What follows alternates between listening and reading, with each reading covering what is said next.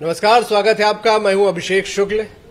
आज चर्चा संघ को लेकर, संघ यानी राष्ट्रीय स्वयंसेवक संघ, जिसको 100 बरस हो चुके हैं और 100 बरस के दौरान जो उसकी यात्रा है बहुत उतार चढ़ाव भरी रही है।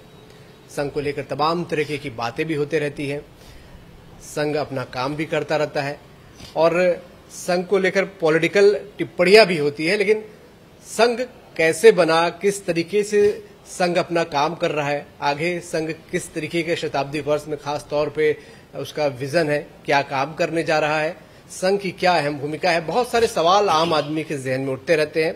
कुछ को इसकी जानकारी होती है, कुछ को नहीं होती है। तो इसीलिए इन तमाम जानकारियों के साथ आज हम इस चर्चा के लिए मौजूद हैं। हमारे साथ मौजूद हैं प्रांत संचालक टोपलाल वर्मा जी। बहुत बहुत स्वागत करता हूँ। अभिषेक जी नमस्कार। पहले तो बहुत शुभकामनाएं, बधाई कि संघ शताब्दी वर्ष मना रहा है। 100 साल का ये सफर कैसे देखते हैं आपकी, कैसा रहा संघ के लिए, और आम लोग इसको जानना समझना भी चाह रहे हैं। तो आज आपके माध्यम से मुझे उम्मीद है कि संघ को समझने का मौका मिलेगा। राष्ट्रीय स्वयंसेवक संघ की स्थापना विजयादशमी 1925 को नागपुर में प्रारंभ हुआ। परम पूजनीय डॉक्टर केशव बलिराम हेडगेवार जी ने समाज को संगठित करने के लिए, हिंदू समाज की सुरक्षा के लिए और भारत को परम वैभवशाली शिखर पर पहुंचाने के लिए ही राष्ट्रीय स्वयंसेवक संघ की स्थापना उन्होंने किया। प्रारंभ में संघ पर कई विभिन्न प्रकार के टीका टिप्पणी होती रही, हमारी बहुत आलोचनाएं भी हुई। 1948 में झूठे आरोप लगाए गए, हम पर प्रतिबंध लगा, आपातकाल में पुनः प्रतिबंध लगा, लेकिन हमारा काम सतत रूप से समाज के सहयोग से चलता रहा और आज संघ जो है अपना शताब्दी वर्ष मना रहा है। आज समाज में हमारी स्वीकार्यता है और संघ जो है आने वाले समय में समाज के सहयोग से भारत को एक विकसित राष्ट्र बनाने के लिए सतत रूप से प्रयास कर रहा है और हम भारत को पुनः एक बार वैभवशाली शिखर पर पहुंचाने के लिए समाज के सज्जन शक्ति के सहयोग से आने वाले समय में हम कार्य करने वाले हैं। शताब्दी वर्ष आप लोगों का हो रहा है और क्या कुछ करने जा रहे हैं शताब्दी वर्ष में, क्योंकि आप लोगों की जो रूपरेखा है, कार्यप्रणाली है, बहुत पहले से तय हो जाती है। तो क्या शताब्दी वर्ष में होगा? अपना शताब्दी वर्ष में संघ के कार्य का यह शताब्दी वर्ष है और इसलिए हम अपने आने वाले समय में 6 प्रमुख कार्यक्रम करने वाले हैं। अभी 2 अक्टूबर से 15 अक्टूबर तक श्री विजयादशमी उत्सव मनाएंगे, यह बड़े स्तर। इसके बाद जो है नवंबर महीने में हम बृहद गृह संपर्क अभियान चलाने वाले हैं और ये बृहद गृह संपर्क अभियान छत्तीसगढ़ के जो 19,000 से अधिक गांव हैं, अच्छा, और यहाँ के जो 69 नगर के 666 बस्तियां हैं, इन नगर और बस्तियों के नीचे स्तर तक, यानी हम मोहल्लों में, गली में जाएंगे, एक भी हिंदू घर न छूटे ऐसा हम प्रयास करेंगे। उनको हम संघ बताएंगे, उन परिवारों से हम संवाद करेंगे और उनको जो है हमारे 100 साल का जो सतत हमारा संघर्ष है, सतत हमारा जो विकास है, सतत संघ जो समाज के लिए किया है, उसको हम समाज के बीच में ले जाने वाले हैं।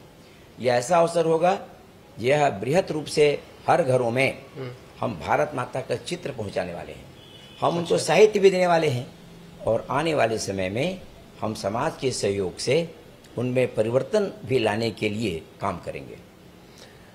हिंदुओं को लेकर भी ऐसी कोई जानकारी है कि आप लोग वहां तक भी कोई सम्मेलन वगैरह करना चाहते हैं? हाँ, अपने छत्तीसगढ़ प्रांत में नहीं, पूरे भारत में यह होने वाला है जी। और यह भी विजयादशमी उत्सव के समान हर मंडल और हर बस्ती में हिंदू सम्मेलन आयोजित होगा। यह हिंदू सम्मेलन जो है वो संघ नहीं करेगा, यह हिंदू सम्मेलन समाज करेगा। आज हमारा 10-12 गांव में एक मंडल होता है, उस 10-12 गांव में कई 25-30 जाति बिरादरी के लोग रहते हैं।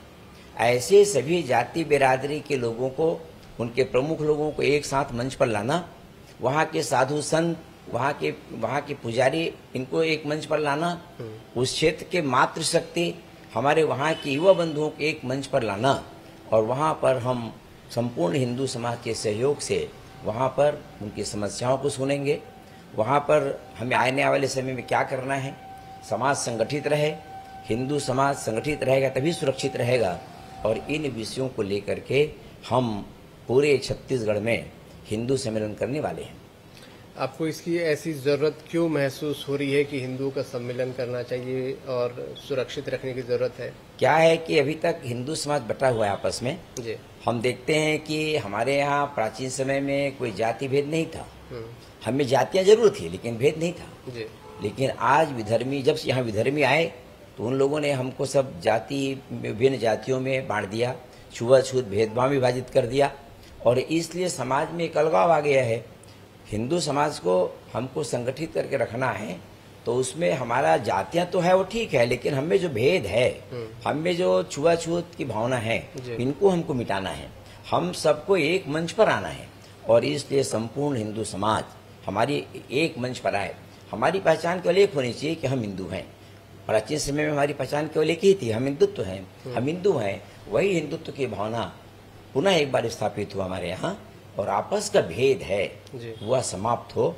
इसलिए हम हिंदू सम्मेलन पूरे छत्तीसगढ़ में अपने दूरस्थ भागों पर भी हम करेंगे। यह सर्वव्यापी होगा, यह सर्वस्पर्शी होगा। अलग अलग संगठन समय समय पर हिंदू राष्ट्र की बात करते हैं, आप क्या सोचते हैं इसको लेकर? भारत तो प्राचीन समय से हिंदू राष्ट्र है। जब विश्व में कुछ नहीं था उसमें भारत में सब कुछ था। हमारी जो संस्कृति है, हमारा जो सनातन है, इसी के आधार पर पूरा विश्व आज ग्रहण कर रहा है, सीख रहा है, शोध कर रहा है। हमारा वेद है, पुराण है, उपनिषद है, ये प्राचीन समय से चला आ रहा है। हमने संपूर्ण विश्व को ज्ञान विज्ञान दिया। हमारे ऋषि मुनियों ने, साधु संतों ने पूरा विश्व को जीने की कला सिखाई। हिंदुत्व जो है यह किसी जाति किसी धर्म से संबंधित नहीं है, यह जीवन जीने की पद्धति है। एक जैन जी को लेकर आजकल बड़ी चर्चा होती रहती है और आसपास के राष्ट्रों में हमने देखा भी, हमने सुना है कि जैन जी यानी युवाओं को लेकर भी आप लोग कुछ अभियान चलाने वाले हैं। किस तरीके का अभियान, कैसा जुड़ा होगा ये? भारत युवाओं का देश है जी। और हमारा युवा जो है, युवाओं में राष्ट्रभक्ति की भावना जागृत हो और इसके लिए हम युवाओं को अपना संघ की शाखा में 1 घंटे का जो हमारा शारीरिक बौद्धिक कार्यक्रम होता है उसमें उसको हम चरित्रवान बनाते हैं। इस समय संघ ने ये सोचा है कि जनवरी के महीने में अपने छत्तीसगढ़ प्रांत के ऐसे युवा युवतियों को जिसकी आयु 15 से 35 वर्ष है, उनका खंड स्तर पर कार्यक्रम करेंगे। यह युवाओं का कार्यक्रम युवा सम्मेलन के माध्यम से होगा ऐसी बात नहीं है। युवाओं के द्वारा हमारा विजयदशमी उत्सव में वो संचलन में चलने वाले हैं। अच्छा। युवा जो है गृह संपर्क अभियान में भाग लेने वाले हैं। युवा जो हैं, युवतियां जो हैं, वो हमारे हिंदू सम्मेलन में भी सक्रिय रूप से भागीदारी निभाने वाले हैं। लेकिन लगता है कि आने वाला समय युवाओं का है। युवाओं को सही दिशा मिले, युवाओं में स्व की भावना जागृत हो, युवा जो है भारत के बारे में जाने और समझे। इसीलिए छत्तीसगढ़ के हर खंड में युवा युवतियों का ऐसा सम्मेलन होने वाला है जिसमें युवाओं की समस्याओं को हम सुनेंगे, युवाओं को अपने नई नई चीज़ों के बारे में अवगत कराएंगे और इसलिए यह युवा सम्मेलन अपने प्रांत में बृहत स्तर पर होने वाला है। संघ की शाखाओं का भी विस्तार करने की कोई योजना है? संघ की शाखा तो ऐसे ही छत्तीसगढ़ में कोने कोने पर है। आज हम छत्तीसगढ़ में हम पूरे सभी क्षेत्रों पर हमारा काम है। छत्तीसगढ़ में हमारा 12 विभाग है, 34 हमारे जिले हैं, 152 खंड है, 1601 मंडल है, 69 नगर है, 666 बस्तियां हैं। सभी जगहों पर हमारा काम है। मंडल स्तर पर हम पहुंच गए हैं और नगरीय क्षेत्र में हमारा बस्ती स्तर पर काम है। आने वाले शताब्दी वर्ष में हम सतत रूप से समाज के बीच जाने वाले हैं। समाज जो है हमारे साथ आने के लिए तत्पर भी है और हम आने वाले समय में अपना संघ काम जो है, संघ कार्य जो है, वो नीचे स्तर तक हम गांव-गांव में ले जाने वाले हैं। और इसका अच्छा दृश्य आपको सितंबर अक्टूबर 2026 में अपने प्रांत में देखने को मिलेगा। जेन जी को लेके क्या उम्मीदें आपको लगता है, क्यों जरूरत है इस प्रकार के निर्माण की, या उनको किसी भी प्रकार की जागरूकता की या चरित्र निर्माण की आप जो बात कर रहे हैं? नहीं, युवाओं को इसलिए भाई कि भारत युवाओं का देश है। यदि किसी राष्ट्र को हम अच्छा विकसित बनाना चाहते हैं, राष्ट्र विकास करना चाहते हैं, तो वहाँ की युवा ही उसके भागीदारी बनने वाले हैं। युवाओं के माध्यम से हो सकता है। और युवा जो है जब इस सही मार्ग पर चलेंगे, अभी क्या हो रहा है कि युवाओं में आप देख रहे हैं कि विकसित राष्ट्रों में वहाँ के युवा युवतियां दिग्भ्रमित हो गई हैं। अपने यहाँ की युवा युवतियों में ऐसा संस्कारवान बने, चरित्रवान बने, अच्छे गुण उसमें आए और राष्ट्र को सर्वोपरि मानकर काम करें, समाज को समरस बनाने का काम करें। इसलिए हम युवाओं के लिए कार्यक्रम करने वाले हैं। बिल्कुल। एक जो बात आती है पर्यावरण को लेकर की, हमने सुना है कि संघ इसको लेकर प्रायोरिटी पर भी रखा हुआ है, उसका उद्देश्य भी है पर्यावरण को लेकर। ये किस तरीके का अभियान होगा आप लोगों का, क्योंकि आज के समय में बड़ी जरूरत है? हाँ, नहीं, हम पर्यावरण संरक्षण एवं संवर्धन को जन जन का विषय बनाने वाले हैं। यह समाज का विषय बनना चाहिए। आज हम देख रहे हैं कि पहले ऐसे पर्यावरण के समस्याएं नहीं थी, लेकिन पिछले 500 साल में विकसित राष्ट्रों ने जैसे जैसे औद्योगिकरण हुआ, उन्होंने पर्यावरण को प्रदूषित करना शुरू कर दिया जी। लेकिन उनका समाधान करने के बारे में उन लोगों ने सोचा भी नहीं। जब उनके यहाँ समस्याएं उत्पन्न हो गई, तब उन लोगों ने पर्यावरण की समस्या के बारे में जागे। वो 1972 में पहली बार विश्व स्तर पर पर्यावरण संरक्षण की बात सामने आई। लेकिन भारत तो प्राचीन समय से पर्यावरण के लिए चिंतित रहा है। पर यहाँ पर पर्यावरण के समस्याएं नहीं थी, तब भी हम पर्यावरण की बात करते थे। हमारे ऋषि मुनि, हमारे साधु संत, हमारे वेदों में पेड़ों की पूजा करने का वर्णन है। हम वृक्षों पर देवतुल्य मानते हैं और इसीलिए प्राचीन समय से हमारे ऋषि मुनि, राजा महाराजा पेड़ लगाने के लिए प्रेरित करते थे। कहा करते थे कि आप पीपल के पेड़ लगाइए, वट लगाइए, नीम लगाइए, आम लगाइए। ऐसी हमारी परंपरा रही है और इसलिए भारत में पर्यावरण के प्रति समाज पहले जागृत है। आज क्योंकि जितने भी इस पृथ्वी पर जितने भी ऐसे हम जीव जंतु हैं, वो सबकी जननी हमारी ये धरती माता है और इसलिए हमारा धरती माता सुरक्षित रहे, पर्यावरण से अच्छा रहे, प्रदूषण से हम मुक्त पाएं, इसके लिए अपने काम करना है।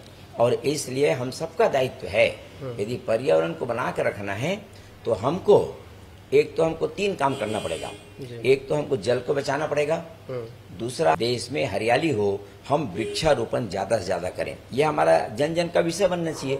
आपको एक उदाहरण बताऊं कि अभी हमने हमारी पर्यावरण गतिविधि ने महाकुंभ के पूर्व पूरे भारत में जन जागरण चलाया। 14 लाख थालियां और 14 लाख थैले इकट्ठे किए और उसको 1800 पंडालों में महाकुंभ में हमने वितरित किया। और उसका परिणाम ये हुआ कि वहां पर जितना पॉलीथीन का उपयोग होता, उसमें 85% की कटौती आई। तो ऐसा हम इसको जन जन का विषय बनाना चाह रहे हैं और इसीलिए पर्यावरण जो है वो केवल सरकार का विषय नहीं है, यह समाज का विषय है और समाज को जागरूक होना पड़ेगा। और समाज जागरूक हो जाएगा तो पर्यावरण जो है अच्छा रहेगा, पर्यावरण का हम संवर्धन कर पाएंगे। ये उद्योगों का आपने जिक्र किया, यहाँ पर उद्योग भी जरूरी है, पर्यावरण भी। ये बैलेंस कैसे बने, क्योंकि दोनों का आपस में टकराव भी हम कई बार देखने को मिलता है। समाज जागृत होगा, क्योंकि भाई यदि हमको विकास करना है तो हमको इंडस्ट्री लगाना पड़ेगा। हमको यदि सतत रूप से हमको क्या है कि विकास करना है तो संसाधनों का दोहन भी है, लेकिन हम संसाधनों का दोहन ऐसा करें कि आने वाली पीढ़ी के लिए भी सुरक्षित रहे। और इसीलिए आज हमारे यहाँ भारत में बड़े पैमाने पर सोलर एनर्जी की ओर सरकार ध्यान दे रही है और उसके कारण उपयोग जब बढ़ेगा तो कोयले का उपयोग कम हो जाएगा। इसी तरह से जितने ऐसे संसाधन हैं जिसका उपयोग करके हम इसको बचा सकते हैं और इसीलिए आने वाले समय में एक ऐसा दृष्टिकोण होना चाहिए कि हम संसाधनों का कम से कम उपयोग करके कैसे विकास कर सकते हैं, इस पर शोध भी होना चाहिए, इस पर हमको ध्यान भी देना चाहिए। एक प्रबुद्ध जनों से कोई सम्मेलन आप लोगों का होने वाला है और पंच परिवर्तन, ये शब्द भी हमने सुने थे, ये क्या है? हम लोग प्रमुख जन गोष्ठी करने वाले हैं। प्रबुद्ध जन गोष्ठी तो होते रहता है जी। पहले बार संघ ने सोचा है कि प्रमुख जन गोष्ठी करेंगे। प्रमुख जन का मतलब यह है कि समाज के जो विविध कार्य हैं उन सभी कार्यों में समाज के लोग कार्यरत हैं और उसमें भी प्रमुख लोग हैं, जैसे हाथ से काम करने वाले लोग हैं, उसमें भी प्रमुख लोग हैं। आपके स्वच्छता काम करने वाले हैं, उसमें भी प्रमुख वर्ग लोग के लोग हैं। आप बड़े पैमाने पर हमारे प्रांत के जो किसान भाई हैं, वो किसानों में भी अच्छे लोग हैं, जिसका बात बाकी लोग सुन रहे हैं। बहुत सारे ऐसे कृषक हैं जो जैविक खेती कर रहे हैं, बहुत सारे ऐसे किसान हैं जो पशुपालन कर रहे हैं। ऐसे हर काम में जितने भी ऐसे कार्य हैं, सभी कार्यों में प्रमुख लोग हैं। ऐसे प्रमुख लोगों को चिन्हांकित करके हम जिला स्तर पर उनको एक मंच पर लाने वाले हैं। पंच परिवर्तन और उसमें लाएंगे, हम उसको विषय रखने वाले हैं कि भाई आप जो है हमारी जो देश की जो समस्याएं हैं, हमारी जो राष्ट्रीयता के भाव है, एक जन एक राष्ट्र है, हिंदुत्व है, पंच परिवर्तन है, ऐसे विषयों पर उसमें हम चर्चा करने वाले हैं इन प्रमुख जनों से। और प्रमुख जन के माध्यम से यह समाज का विषय बने, यह जन जन तक जाए, ऐसा प्रयास हमारे खंड स्तर पर और नगर स्तर पर लगभग 200 से अधिक स्थानों पर ऐसे हम प्रमुख जन गोष्ठी आने वाले समय में करेंगे। जहाँ जहाँ पर वनांचल क्षेत्र है, वहाँ पर हम जिले स्तर पर करेंगे। एक छत्तीसगढ़ की हाँ। जी, पंच परिवर्तन का ये पंच परिवर्तन की बात आपने कहा है जी। तो ये पंच परिवर्तन का विषय जो है यह समाज का विषय बने। अपने परम पूजनीय सरसंचालक डॉक्टर मोहन भागवत जी पिछले 2-3 वर्ष से समाज के बीच में यह विषय रख रहे हैं कि ये पंच परिवर्तन का विषय समाज का विषय बने। और इसीलिए राष्ट्रीय स्वयंसेवक संघ ने तय किया है कि हमारा जो शताब्दी वर्ष के बाद हम प्रबुद्ध जनों के सहयोग से हम समाज में जाएंगे और ये पंच परिवर्तन का विषय समाज का विषय बने, जन जन का विषय बने, ऐसा हम समाज से आग्रह करेंगे। ये पंच परिवर्तन जो है 5 विषय को लेकर के हम बात करने वाले हैं। इसमें एक है सामाजिक समरसता, दूसरा है पर्यावरण संरक्षण एवं संवर्धन, जिस चर्चा भी मैंने की आपसे, तीसरा जो है हमारा परिवार प्रबोधन, चौथा जो है स्वनिर्मित जीवन शैली, और 5वां जो है नागरिक कर्तव्य बोध। ये जो सामाजिक समरसता जो है यह, क्योंकि हमारे समाज में हम देख रहे हैं कि आपस में जो भेद है वो भेद मिटे। पहले हमारे समाज में भेद नहीं था। हमारे संघ के स्वयं सेवक समाज की समस्याओं का हमेशा निराकरण करते रहते हैं, उसमें एक आपस में संबंध है। लेकिन समाज में हम देखते हैं कि अभी भी हमें भेद है और उस भेद को अपने को मिटाना है। क्योंकि प्राचीन समय में भारत में निश्चित रूप से जाति व्यवस्था रही है, लेकिन भेद नहीं था। तो उस भेद को हमें समाप्त करना है। जो छुआछूत है, भेदभाव की जो भावना है, इसको हमको दूर करना है और आपस में सामंजस्य बने। जैसे हम एक जगह पर एक कार्यालय में काम करते हैं, उसमें 10-12 प्रकार की जाति बिरादरी के लोग हैं। ऐसे जाति बिरादरियों के बीच में संवाद हो, ऐसे सबके बीच में उसके जो घर में जो मांगलिक कार्यक्रम हो रहे हैं उसमें हमारा जाना हो, हमारे घर में भी उनका आना हो, और इस तरह से हम सब में एक जो भेद है, भेद को मिटा करके समरस बने। हम में कोई अलग अलग समाजों में कुछ समस्याएं भी हैं, उन समस्याओं को हम सब लोग मिल करके आपस में उसका समाधान निकालें। जो कठिनाइयां हैं, जो समस्याएं, उनको दूर करेंगे।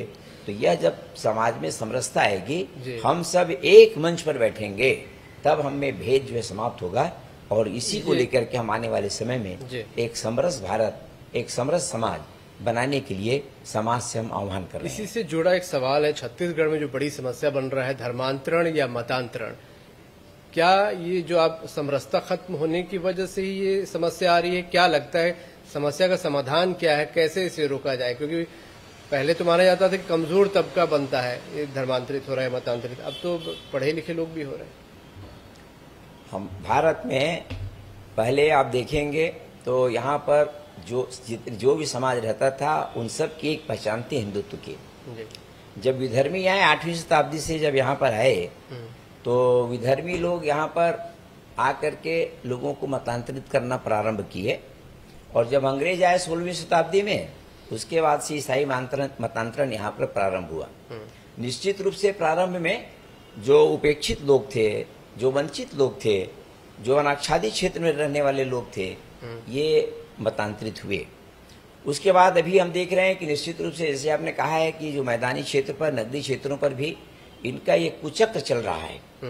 तो ऐसे मतांतरित जो करने के जो काम में लगे हुए हैं, ऐसी मिशनरियों के लिए हम समाज को जागरूक कर रहे हैं।